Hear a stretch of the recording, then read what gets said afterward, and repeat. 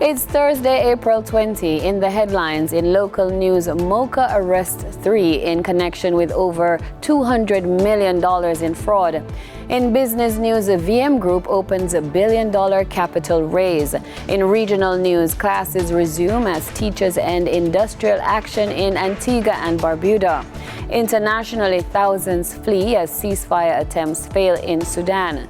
Sports news, Jamaica Boxing Association to kick off tourney series in May 2023. This is the news on PBC Jamaica. I am Maya Chung.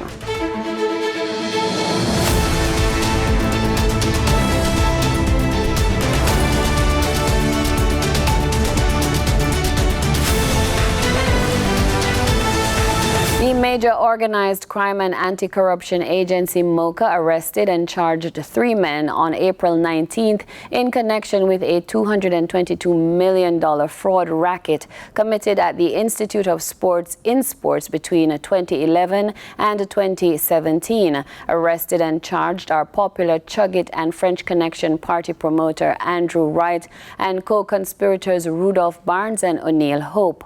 All 3 are alleged to have been part of a team of former employees of InSports who wrote, signed, and encashed fraudulent checks for payees who were neither employees nor contracted workers of the entity.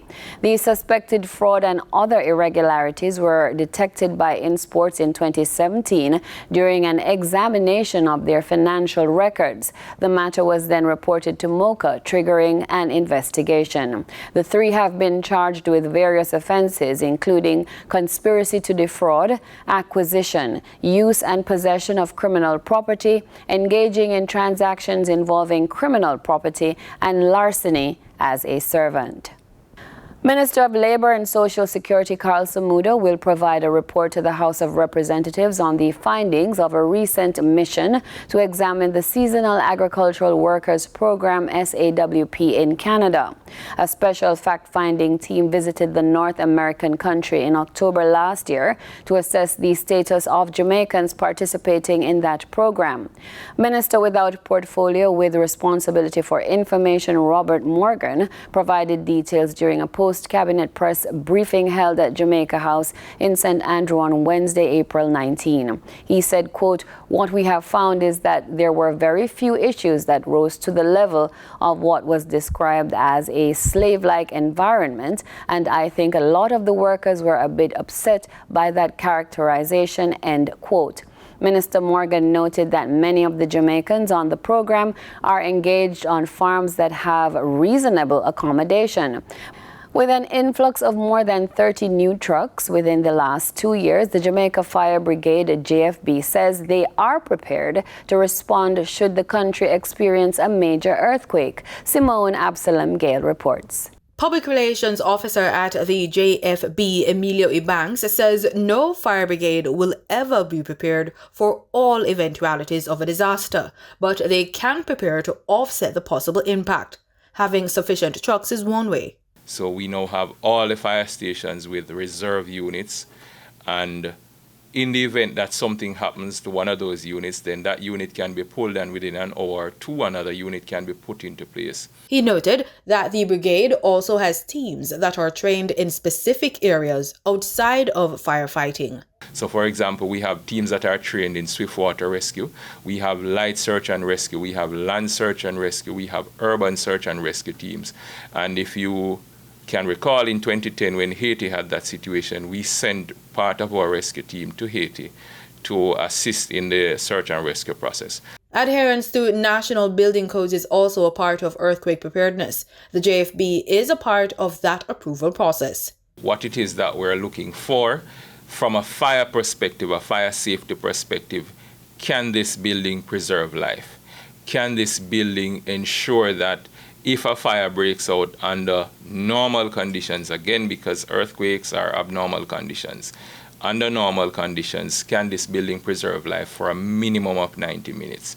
Meanwhile, Mr. Ebanks pointed out that persons should remember that in the event of an earthquake, they should not be moving about when the shaking takes place.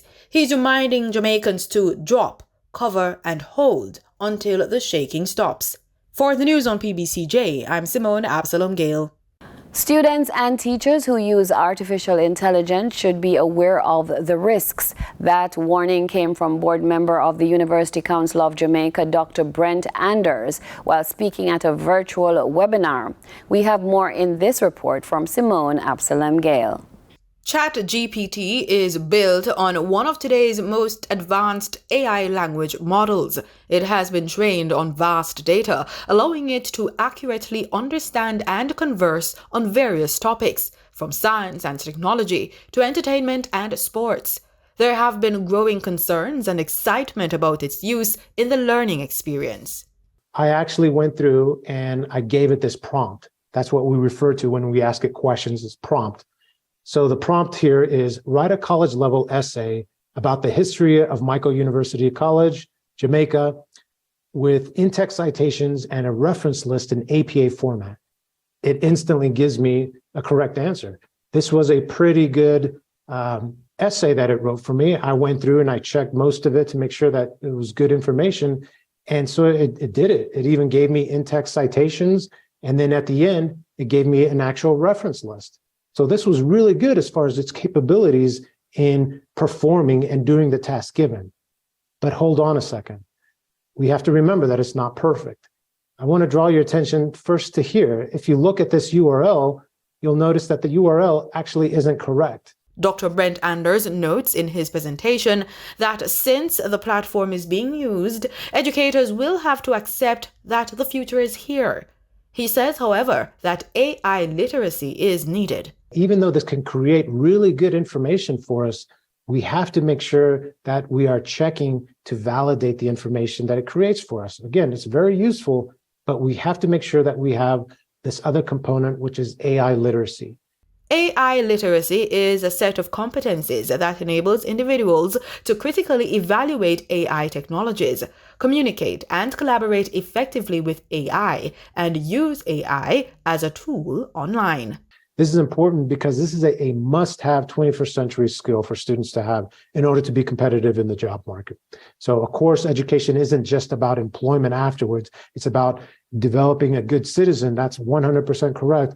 But we also need to be understanding that we do need to prepare them for the real world, and the job market is now demanding that people have these type of skills. And it's not just me saying that. You can see all the references noted there. This is coming from different agencies in the United States, from Europe, Forbes magazine, lots of different agencies that are talking about how this is a soft power skill that 21st century students and employees must have.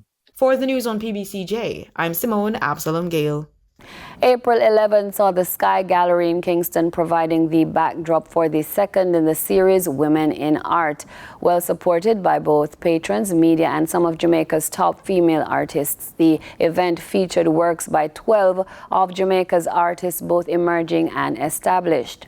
Guest speaker Andrea Dempster Chung, Executive Director of Kingston Creative, was passionate in her encouragement for more effort as it relates to the development of the art sector.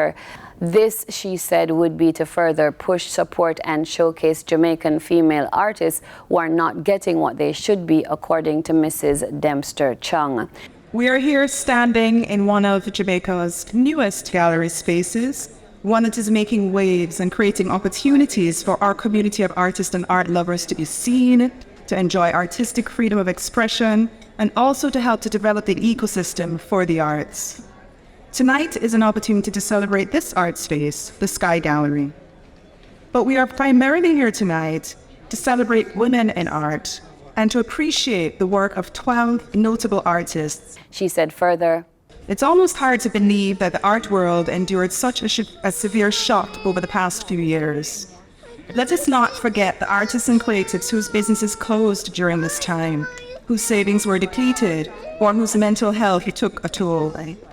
Where we are in the timeline is in a phase of recovery and re-emergence, and it's with a palpable sense of relief that we can gather as a community of artists and art lovers again. I personally am very happy to witness the flood of theatre productions, gallery openings, book readings, dance recitals, and art exhibitions. Present at the gathering was Laura Facey, Commander of Distinction. Ms. Facey is a Jamaican contemporary artist. She is best known for the monumental sculpture Redemption Song, which serves as Jamaica's national monument to the emancipation from slavery and is based at Jamaica's Emancipation Park in Kingston. She gave advice to younger artists. Dig deep within yourself and just search and look and don't give up. It's time now for the Business Report with Danita Rodney.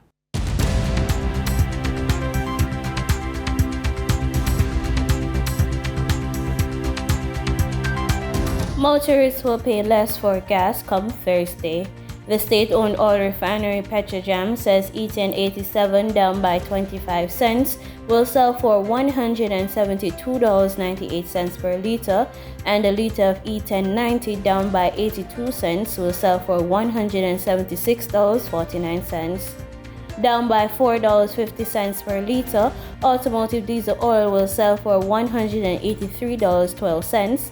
Ultra low sulfur diesel will sell for $193.97, and kerosene will sell for $194.18. In the meantime, propane cooking gas up by $1.44 will sell for $67.62 per liter, while up by $1.39, butane will sell for $75.43 per liter. Remember that retailers will add their markups to the announced prices. Fresh from the completion of its restructuring, the VM Group now has its focus on raising $11 billion in new capital before the end of this month, with the aim of tripling its profits in the next few years while it seeks growth through acquisitions in the Caribbean. The group opened 3 different Jamaican dollar cumulative preference share offers on Tuesday, and they will remain open until April 28. Now for your market updates. In foreign exchange trading for Wednesday, April 19, the US dollar sold for an average of $153.82. The Canadian dollar ended trading at $114.80. The pound sterling traded for $189.50, and the euro sold for $170.93. In JSE trading, the JSE index declined by 3,351 points. The junior market index advanced by 18 points. The combined market index declined by 2,960 points, and the All Jamaican Composite Index declined by 2,282 points. Overall market activity resulted from trading in 103 stocks, of which 39 advanced, 45 declined, and 19 traded firm. Stocks advanced for Barita Investments Limited, Cargo Handlers Limited, and Caribbean Assurance Brokers Limited.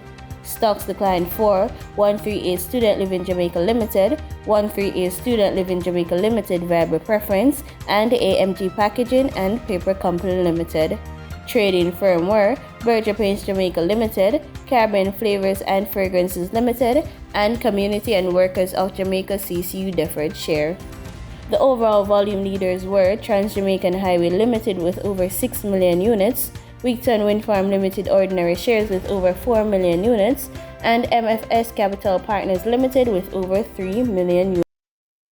The overall volume leaders were Trans-Jamaican Highway Limited with over 6 million units, Wigton Wind Farm Limited Ordinary Shares with over 4 million units, and MFS Capital Partners Limited with over 3 million units. In regional stocks, in Trinidad and Tobago, 0 securities traded.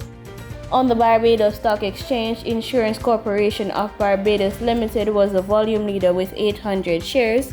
They were followed by Cape Shepherd and Company Limited, which traded 100 shares. In regional business, Guyanese can expect more transformative projects that will better the standard of living in the country, as their government will continue engaging international partners to ensure development remains throughout the country. Speaking at the Private Sector Commission's annual general meeting on Tuesday, President Dr. Mohammed Irfan Ali revealed plans to visit the United Kingdom and European Union to strengthen relationships with private sector bodies. We're engaged in very deep discussion with the EU on further advancing our partnership, finding ways in which the private sector from the EU can play a greater role in partnership with our local private sector. India's foreign minister will also visit Guyana shortly to discuss areas for collaboration. We're working on building stronger partnership, looking at expanding agro-processing, manufacturing, and value added, looking at research and development, looking at building out our scientific capability. Guyana will also engage in discussions with a number of other nations, including Brazil, Dominican Republic, Qatar, United Arab Emirates, and China. Since 2020, government has worked aggressively with multiple nations to ensure Guyana's rapid development expands.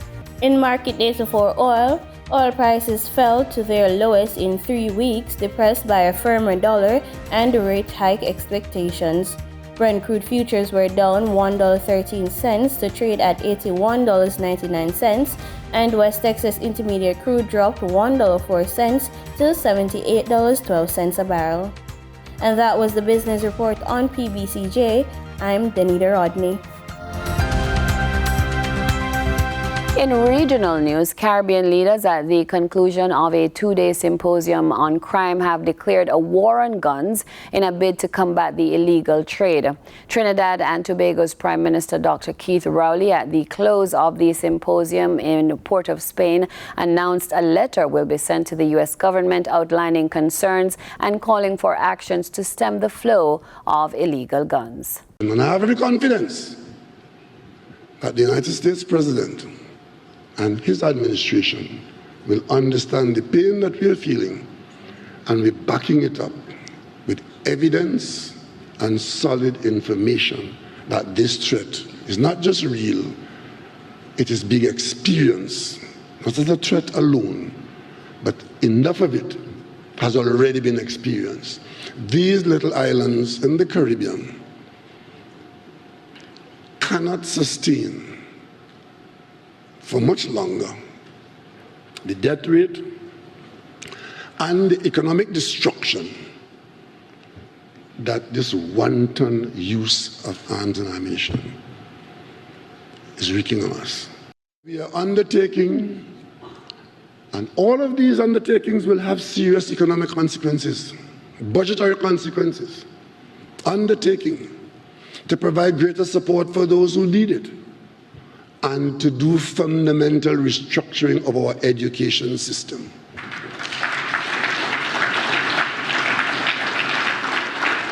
So we are prepared to do what has to be done. Unfortunately, we can't count on everybody in the region to join in. But they'll come along, as David Rudder says, they will come along too eventually. The United Nations Trinidad and Tobago's office has indicated that there was an increase in the body's financial investment to the country over the last year. Here with the story is Terry Ann Brown Campbell. Communications officer in the UN's Resident Coordinator's Office, Fane Richards, said coming out of the COVID-19 pandemic, last year saw a jump in the UN's spending. 2022 saw the UN team investing more resources in Trinidad and Tobago than we did in previous years. Last year, you'll see we spent just over $10 million, up $3.5 million from 2019 and just over $2 million from 2021. Planning and Development Minister Penelope Beckles highlighted one of the projects that benefited from this increased spending. As part of the new development cooperation framework, incorporating enhanced uses of data through data modernization and support to the national statistical system, which is underway with the Central Statistical Office. Meanwhile, PAHO and the WHO's representative to TNT, Dr. Erica Wheeler, said there was another groundbreaking project. One of the project deliverables is the capacity of persons with disabilities, policy advisors, legal staff, and technical people across government ministries to improve the development of national disability legislation. Dr. Wheeler said last year the Equal Opportunities Act was the focus of the project, resulting in certain amendments. She added the Education Act and the Mental Health Act are next on the agenda. Terry Ann Brown Campbell, TTT News. In Antigua and Barbuda, classes at all public schools will resume on Thursday, following 3 days of industrial action by teachers. The disclosure was made by Education Minister Darrell Matthew. He said he received confirmation from the General Secretary of the Antigua and Barbuda Union of Teachers that the industrial action has been brought to an end and explained what led to the resolution being reached. You'll recall that we had the issue of upgrades, which we had addressed all of those upgrades that we were able to. We indicated last week that there were about 25 persons who had some clerical issues that prevented the upgrades from taking place along with the others that were previously done. Those clerical issues included matters such as incorrect spelling of name, insufficient documentation, and so forth.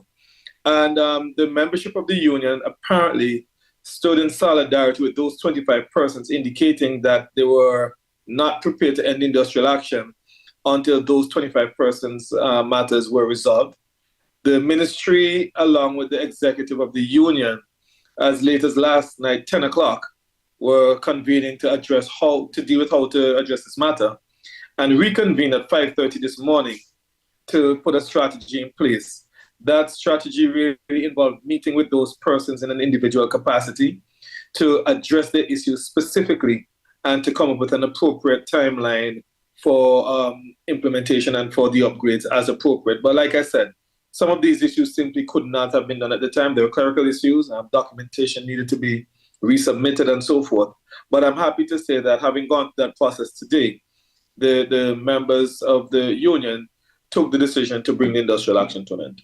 And in international news, a new ceasefire attempt between Sudanese troops and paramilitary forces in Khartoum has so far been unsuccessful, heightening concerns over diminishing food provisions and a breakdown of essential medical services. We have more from Al Jazeera. Explosion and gunfire shake Khartoum. Despite a ceasefire announcement, the fighting between the Sudanese army and the paramilitary rapid support forces shows no sign of easing. The humanitarian cost is rising. Hundreds of people have been killed and thousands are injured. Healthcare services have been brought to a standstill. After heavy bombardment, hospitals and clinics are closed, leaving patients untreated. Ambulances have been targeted, preventing them from reaching the wounded. The doctors had to evacuate all the cases, except the cases inside the intensive care units. There is a shortage in staff, medicine and oxygen. The hospital is witnessing a shortage in many things, even the doctors we have left. The streets are eerily quiet. People say they're afraid to leave their homes. They've been dealing with stray gunfire. Others have been assaulted. Khalid Osman's mother was killed by shrapnel. She was actually at her house in the living room, trying to take shelter over there, when a sudden mortar landed right outside their house, and she caught one of the shrapnels that came from the mortar and died almost immediately. With no pause to the violence, Sudan could face a growing hunger crisis. 3 attempts at a ceasefire for people to be able to leave their homes and stock up on basic necessities have failed. And in the first hours of the 4th attempt, heavy artillery fire can be heard in parts of the capital. Many have lost hope of the fighting calming down soon and are now focused on finding ways to leave Khartoum to safety. Those who do venture out are trying to stock up on basic necessities. The violence is a power struggle between Army Chief Abdel Fattah al-Burhan and Mohammed Hamdan Dagalo, who commands the Rapid Support Forces. Once allies, now the two generals disagree about when and how the paramilitary unit will be integrated into the armed forces, the last barrier in the shift to a civilian-led government. They dashed all the dreams of the youth and the Sudanese revolution. The revolution that started peacefully has now become a fight. I'm disappointed. Both generals say they're committed to the transition agreement and are blaming one another for the escalation. Just weeks ago, there was a sense of hope that long-running negotiations had succeeded. In more international news, the Tunisian government has been shutting off water supplies overnight in the capital and several other cities in an effort to conserve water. The North African country is suffering from a severe drought and dam levels are shrinking. We have more from Al Jazeera. This has become part of Sumaya bin Abdullah's daily routine. The government has switched off water supply overnight in an attempt to reduce consumption. I have a tank to save water and I put buckets in the bathroom and kitchen. Look what I do when I want to do the dishes. I fill bowls with water and use it. But what does someone who doesn't have a tank do? It's part of tight restrictions, including a ban on the use of drinking water for irrigating farmland or gardens that are expected to last until September. In sporting news, in boxing, a groundswell is building in the sport of boxing in Jamaica, which took a hit when all aspects of Jamaican life fell under the juggernaut that was the onset of the COVID-19 pandemic in 2020. As the PBCJ Sports News team reports, the athletes in this sector, their trainers and sponsors, as well as the Jamaica Boxing Association, are making moves starting May 2023 to not only jumpstart the sport to its former heights, but help Jamaica yield Olympic-level contenders to represent the nation ASAP. The Jamaica Boxing Association, JBA, will be starting a new boxing tournament series aimed at breathing new life into the sport, which subsided under the COVID-19 pandemic, which began to evidence itself in Jamaica in 2020. This was confirmed by Lyndell Wallace, or Sugar, owner, trainer, coach, and former professional boxer this week in an interview with the PBCJ Sports News team. Wallace is the owner and operator of the Sugar Knockout Gym in Olympic Gardens in Kingston, Jamaica. Sugar shared excitement at the resurgence in interest and re-energized participation in the sport after basically a 2-year tone down. This just remember arriving back boxing. Boxing going come back up. Boxing down dead. Boxing coming back. Sugar was joined by fellow coach and trainer at the Sugar Knockout Gym, Felipe Sanchez, who explained that the bouts, which once started, have not been given a cutoff date. He said they are set to begin in May 2023. Basically, the boxing board, since COVID came, last year they did 2 fights. One, as Sugar mentioned, was down on the football field with 6 amateur fights and 2 professional fights. And then there's another one in November in Spanish Town, GC Foster. So as Sugar said, the boxing board is working behind the scenes. It's not easy to revive a sport after COVID. But, you know, we're here active, ready for the fight. And as Sugar said, there's going to be a fight here. And after that, every 10 weeks, we're going to have more fights from the Gloves Over Guns. Every 6 weeks.